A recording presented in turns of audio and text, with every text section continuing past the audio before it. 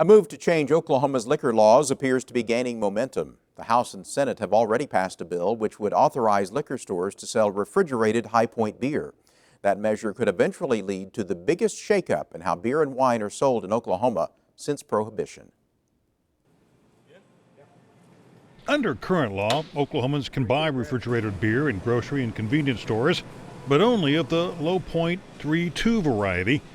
Anyone wanting stronger beer or wine can only get it from a retail liquor store and only at room temperature. State Senator Stephanie Bice introduced legislation early in the session to permit the sale of refrigerated High Point beer in liquor stores. She later amended it to allow High Point beer and wine sales in retail outlets such as grocery and convenience stores. Oklahomans have gone to other states and seen single-strength beer and wine sold at the local supermarket, and they really feel like, wouldn't it be great if I could buy, appetizers for a party I'm having in my house, and also buy a bottle of wine as well. The measure easily won Senate passage, followed by approval in the House, but not without opposition from State Representative Todd Russ, who argues allowing High Point beer and wine sales outside of liquor stores will lead to an increase in underage drinking and more cases of drunk driving. I would say it's a fact. What will happen is the consumption numbers will go up, and however dramatic that is, you'll start seeing it in your nightly news, in your police reports, and your ambulance runs, because that's what will happen.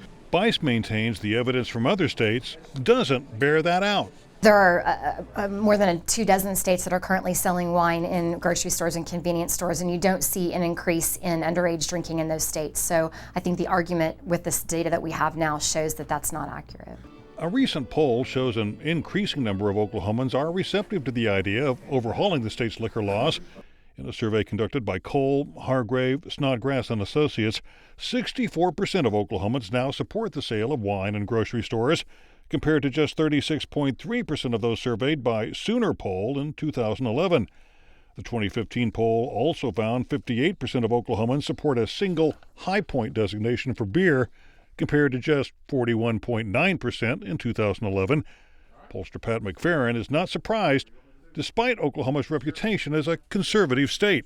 Our conservatism is kind of two different places. We have social conservatives, and then we have free market conservatives. And this really is a free market conservative approach, that why should we have monopolies here controlling the flow of a product versus giving consumers choice.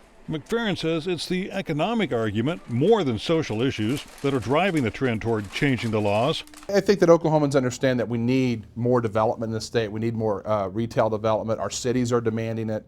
The taxes off that provide services.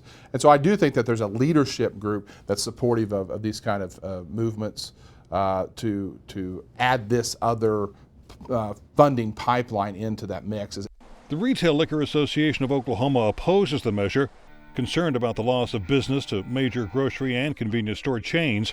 Association President Brian Kerr says if the bill were to pass in its present form, it could put up to 400 locally owned retail package stores out of business. Every one of which is locally owned, every one of which contributes to the local economy, every one of which supports local charities, every one of which played by the rules that were set in place by the state when they opened the store, rules that the state now wants to change. Kerr advocates making alcohol sales more consumer-friendly without threatening public safety or the economic well-being of package stores.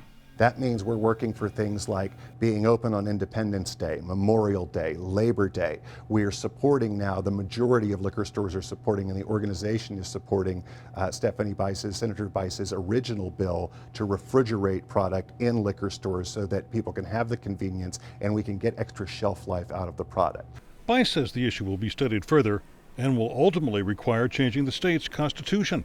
So this will be actually a vote of the people, not just a reworking of the liquor laws, but we'll rework those, and then it will say, upon repeal of Article 28 of the Constitution, the following will happen. So the people are going to have a say in how this moves forward. Bice expects the bill to resurface in the 2016 legislative session, and if it passes, a state question to amend the Oklahoma Constitution would go to a vote of the people as early as the 2016 general election.